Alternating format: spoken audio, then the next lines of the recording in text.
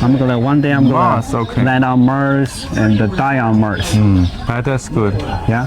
Yeah. And what do you want to say? I think before you told me you were in Dalian, right? Like, what made you to come to Shenzhen? And actually never You told look at me. this weather, Dalian now is still cold. Okay, look at the view. Okay, Yeah. just look at the view. You see, Dalian now is still quite cold. I love the warm weather. I love this tree. You see this tree right here? I love this tree. And so it's the warm weather. And also many of the factories and companies are here in Guangdong province. After I travel around a lot, but after come here to Guangdong, I just stay here in Guangdong.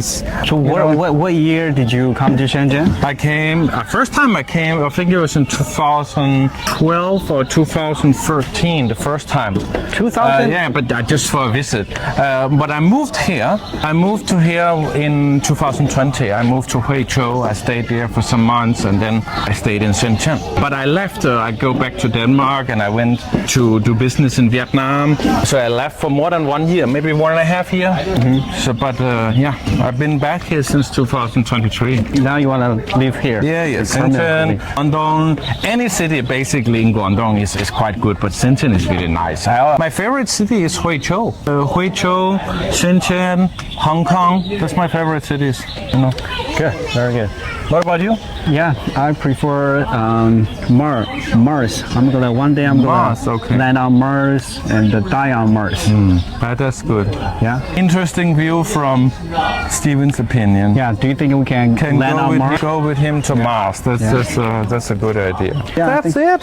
Feel free to contact Steven if Feel free. anything. Follow us and yeah, that's good. Very good Subscribe, point. likes, share. From a foreigner's perspective, how to do business in China, and what are some problems and what are some benefits and privilege to be able to do business in China. This is a very vibrant and dynamic city, and you should just do business, okay, and start to work for yourself, and also if you can form a team, that would be better.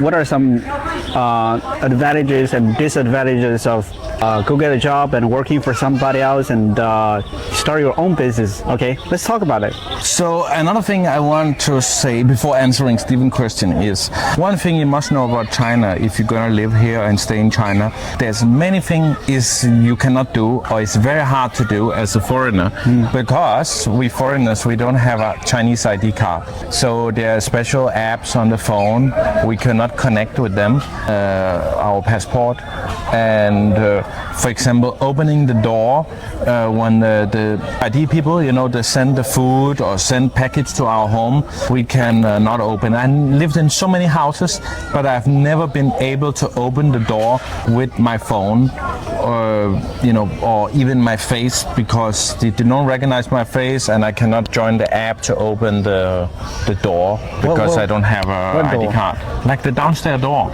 So when people knock the door to send food, the Chinese people can open the door with their phone. Chinese people can open the door with their face or their hand, but for foreigners, some things like this is not possible. And some other places, to get in some places, and also before, there was especially in the COVID time, many places you couldn't get in because you don't allow the foreigners, some bars, some places, some apps. So this is one thing you need to know. And what was your question, or what's your question? Did you ever get a 9-to-5 job before? Never? So you just learn how to do your craft work and tell your own stuff. 9 to 5, you can say that when I'm working with my jewelry. I think the thing about doing your own business, how to say, push yourself. You shouldn't be lazy, because it's easy to be lazy, say, I get that done tomorrow or later this evening, because there's no one telling you what time you should do it and what you should do. You need to figure out when you're doing business, you need to figure out when to do it and what time to do it and how to do it. Yeah, that's right. And also you need to figure out what's your core business, right? Either it's like product-based business or service-based business, right? Yeah. So many foreigners here opened restaurants in China and they're selling to Chinese people very successfully, and selling foreign products to Chinese people is also a good business, but you have to find out and know how to do it. It's Yeah. possibly For your business, you are combining product-based business and service-based business, like jewelry. I have my own products. Also, I make my own products like soap, pillows, and so on. Amber, jewelry. Yeah, I make my own products, but also I help people to source the products, find the products. So yeah, I have the different kind of business. But I know I never really did a job, because even when I was in Denmark many years ago, when I was teenage, I also sell things, you know, and did some online business. I had an online shop, and also I never really think too much about working. Before, when I was very little, like when I was 15 years old, I worked in a plastic factory for a while in Denmark.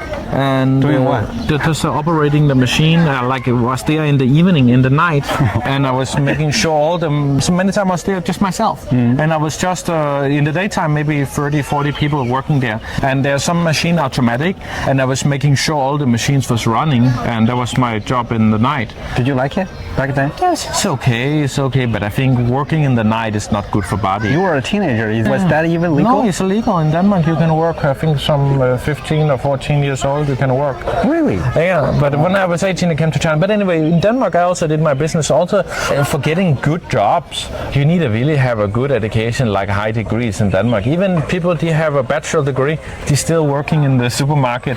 You know, and it's for me to get a work job in supermarket or some other jobs, it's very hard because I'm dyslexic. I don't read and write.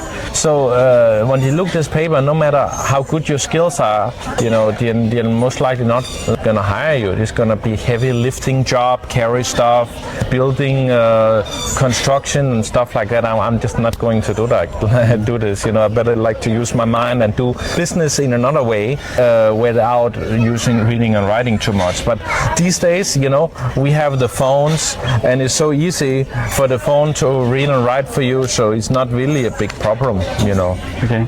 So this is the iPhone 20 and iPhone 20. So yeah, it's really good. Okay. Have a try. Don't be shy.